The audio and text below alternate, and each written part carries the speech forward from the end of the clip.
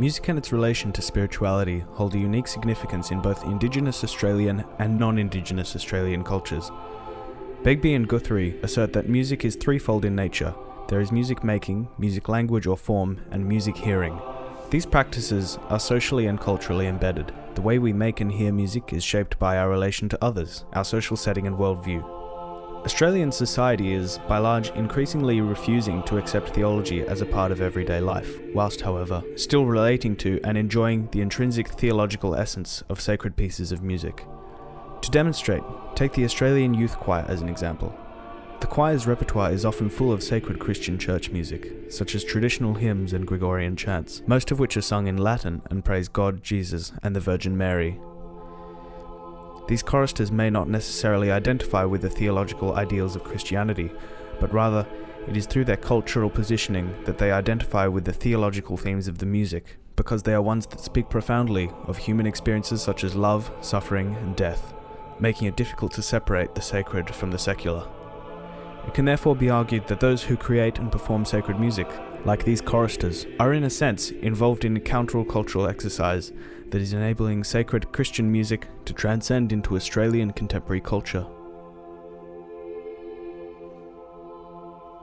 During this decline in Christianity in Western society, music was becoming more and more commoditized.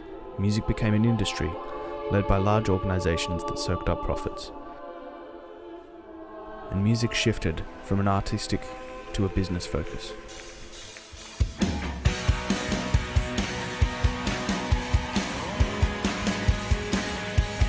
With these simultaneous paradigm shifts in music and religion, the Christian church was looking for selling points to revitalize their organization.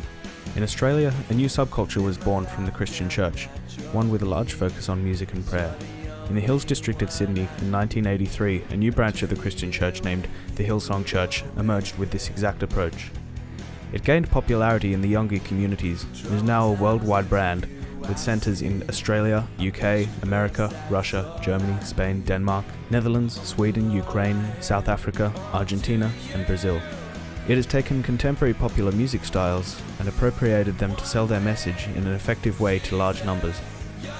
It is summed up in Wagner and Rich's 2012 article in Australian Journal of Communication.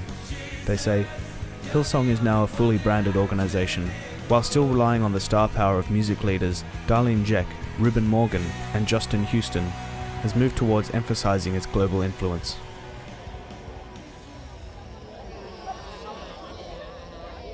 Indigenous Australian spirituality is complex and diverse across the mainland of Australia, as well as in the Torres Strait Islands. While a lot has changed in Australia since the British invasion, spirituality continues to permeate all aspects of Aboriginal life. It is the basis of law and practices of the numerous different groups across the country. The dreaming is the concept that encompasses Aboriginal spirituality.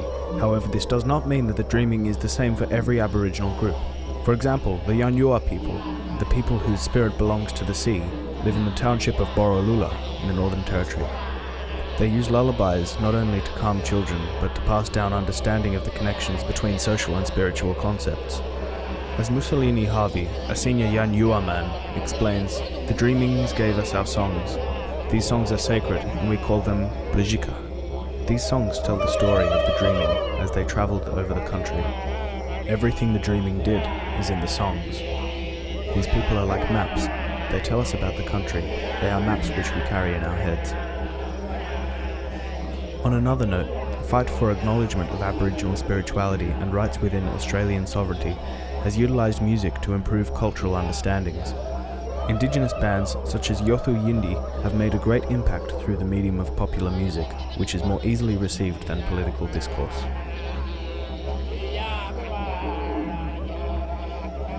In conclusion, the cultures of Indigenous Australians and non-Indigenous Australians, particularly those of the Christian Church, still place a great importance on the music that relates to spirituality in its various forms. However, the Indigenous cultures tend to maintain music with a more traditional and customary role to those in the more contemporary branches of the Christian Church.